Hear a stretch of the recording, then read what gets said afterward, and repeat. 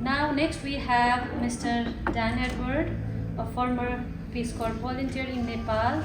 He has published a book titled Railway in Nepal, which enriches Nepal's railway history. I would like to invite Edward to share his experience in recent visit. I'm sorry I'm 1 hour late. That's because the metro is stopping at Ballston. And so I had to take a shuttle bus from Ballston to here that took an hour. So otherwise I would have been here on time. You look all right there. So let me just say, I remember going to your house for meetings of the officers of the ANS. And I remember that when King Birender came here and we went on the White House lawn, and you can still see that on YouTube. I think it was 84, I'm not sure exactly the time, but about that time. The other thing I remember, Dr. Bek Bahadur Thapa was ambassador, or was he fully ambassador or acting ambassador? You were ambassador. Yeah. And I remember at that time there were quite a few Peace Corps volunteers that were part of this organization. And I remember we go there for the King's birthday. I think it was December 28th, King Birend's birthday. And Bek Bahadur Thapa said that I'm going to recommend to the government that any Peace Corps volunteer that goes back to Nepal will not have to pay for a visa. But unfortunately, that has not been implemented. That I have to pay $125 every time I go. And you know, I understand that a lot of Nepalis now have 5-year visas to come to America, and they were supposed to give Americans 5-year visas, but I've tried and they won't. You know, it's not available. So if any of you have influence with the Nepal government, well, I say you've got to give 5-year visas to Americans too. The third thing I remember is that Prince Gyanendra was there one time, you know, and I shook his hand. He was in Washington at the embassy. So I went back, let me say, just before I went back to Nepal, I did a little work, and some of you may be familiar with the Nepali Times. I think it's online. And I sent this was in January this year, a selection from my book, America Meets Nepal, when the American consul in Calcutta interviewed BP Corrala came to the council, and he gave a long interview. And so a couple of these pictures are not mine, but these are pictures of BP Corrala and his interview in the American Consul in 1953. And then after that, in May, just before I went, or rather in March, there was an article called Rust in Peace, and it was about the ropeway that Chandra Shamsher built about 1927. And I had done, when I was doing research on railways, when I noticed things about the ropeway, I made notes. So starting back in 1902, Prime Minister Chandra Shamsher informs the British he is considering a wired tramway between Bhimfedi and Tanko. So the idea of the ropeway actually went back to 1902. And then it wasn't built until the 1920s. And here's a very rare picture that I found of the ropeway at Dursing, near Bhimfedi, taken in 1948. And here I went last year, and here's the same building. Of course, it's vacant now. And then the Nepali Times, they added a couple of photographs. Now, of course, the second ropeway was built by USA in 1964, and that ropeway ran until about 2002, I think. So, at any rate, that was so. Then I went to Nepal. I got there on March the 23rd, and if some of you read the Kathmandu Post online, well, you probably know. But the pollution was unbelievable in Kathmandu because of forest fires and because of dust, I think, blowing up from India, and because of all the automobiles in Kathmandu. Really, from the airport, you couldn't even see Shivapuri, you couldn't see Pulchok. It was that bad. And there were a couple of times when it said that Kathmandu was the most polluted city in the world.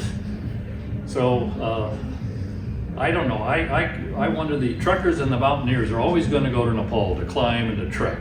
But I really wonder if a lot of tourists, my age and a little bit younger, if they're going to go to Nepal at Kathmandu when you can't see anything. So many months of the year now, I'm figuring it's only December, January, February when you can really see the mountains and when the pollution is not that bad. So what did I do?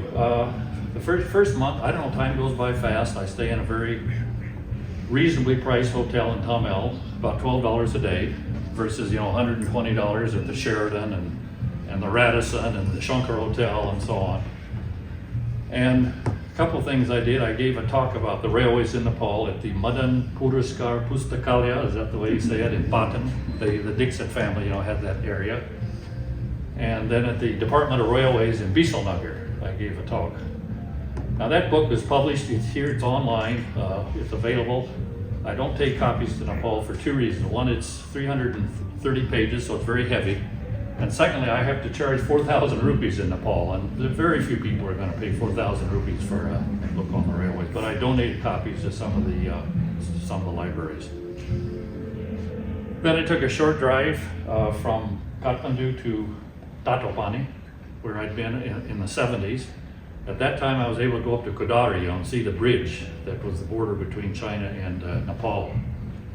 This time, and that was a very important point for bringing cargo, into Nepal until the earthquake. And as I understand it, in 2015, because of the earthquake, the road was damaged and that border point was shut down. And then, of course, COVID came and China was shut down completely. So it was supposed to open on May the 1st. I was up there in April. And there are a number of hydro projects up on that Botikosi River that, the Chinese are building. And it's very impressive to see these great big, these tunnels and these great big concrete structures and so on.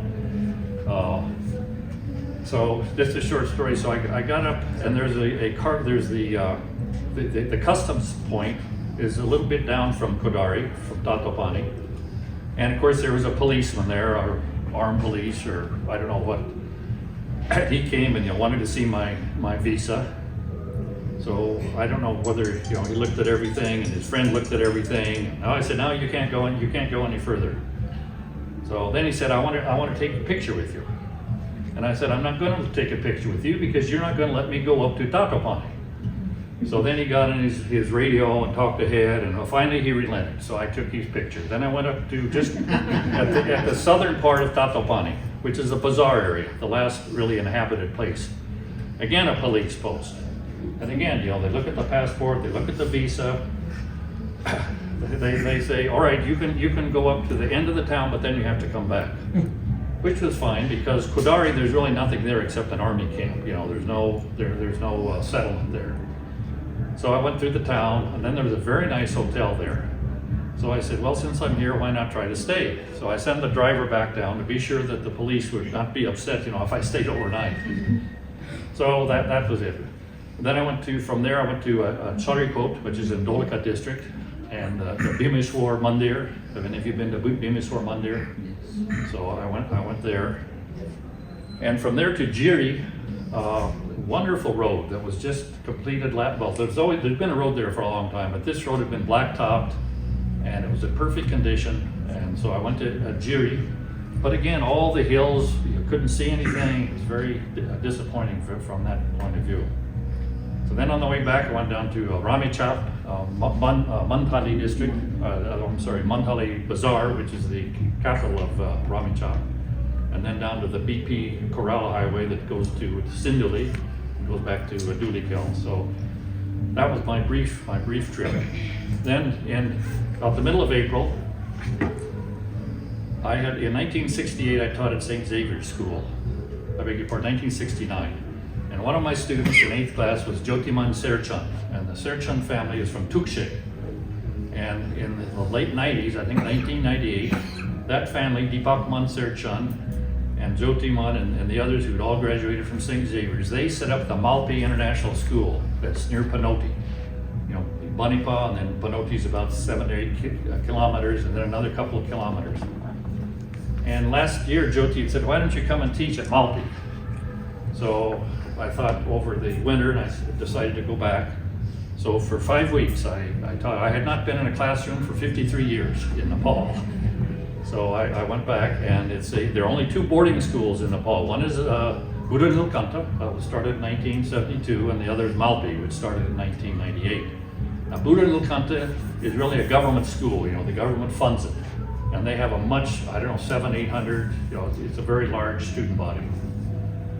Malpi had quite a large student body until COVID, and COVID has had a very severe impact, not only here but over in Nepal. My view is that the lockdown was a mistake we should not have closed the schools. And I can give you a site on the internet. There's a professor of medicine at Stanford University named Jay Bhattacharya.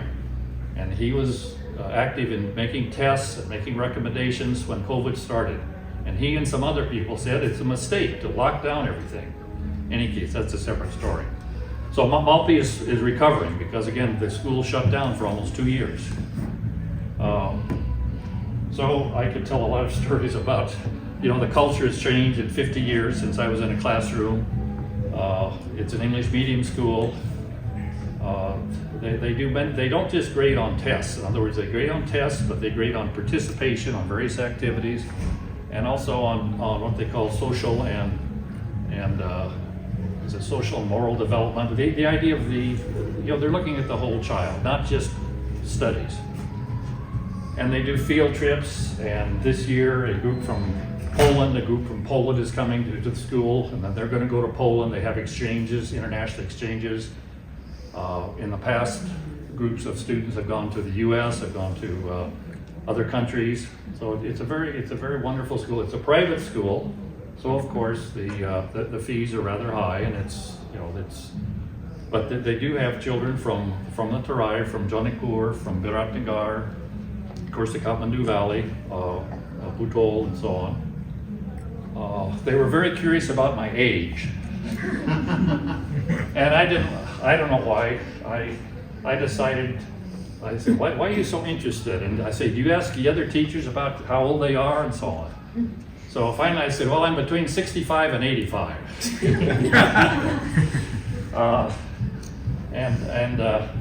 So you're 75? Well, I'm even older than that. At the last day there, I wrote up on the board very quickly my age, and then I erased it, and then I walked out of the class. But some of the children there was a young Sherpa girl who'd been born in the US, who'd gone to kindergarten. She's 6th grade, of course, English, very good because she lived in New York for 3 or 4 years. There are guys there, their uncles in Texas, their cousins are in the UK or Australia. Another fellow actually was born in Boston, but he was only there for about 2 months, and then he came back to Nepal. So it really is again, 50 years, and of course they're not allowed cell phones in the dormitories, which is good. And they have laptops, but they're only allowed in the classroom if they have a research project. So they carry their laptops and lock them up in a room, and then if there's a research project, I gave up a project to research free speech and gave them some questions. What is free speech? And what countries don't allow free speech? Does Nepal allow free speech? The point was, I was told, don't teach from a book. Just go in and teach conversation and teach writing.